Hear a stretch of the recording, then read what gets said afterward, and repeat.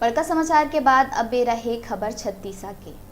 लोकतंत्र के सबले बड़का पर्व लोकसभा चुनाव के तैयारी पूर्ण हो गए है। छत्तीसगढ़ में तीसर और अंतिम चरण पर मतदान 23 अप्रैल के होही संपन्न।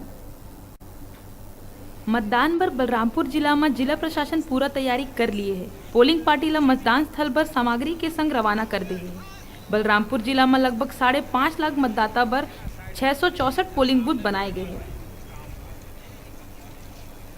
बलरामपुर रामानुजगंज जिले के अंतर्गत जो हमारे 664 बूथ हैं, इसमें प्रतापपुर विधानसभा के 134 बूथ, रामानुजगंज विधानसभा के 266 बूथ और सामरी विधानसभा के 264 बूथ, सभी बूथों के लिए आज मतदान सामग्री उनके जो मतदान दल हैं वो प्राप्त करके चले जाएंगे। लगभग उन्होंने अपनी सामग्री प्राप्त कर लिया है और सीटॉप्स में पंजीयन का कार्य चल रहा है। जैसे पंजीयन का काम पूरा होगा सभी अपने अपने निर्धारित वाहन पर रवाना होंगे।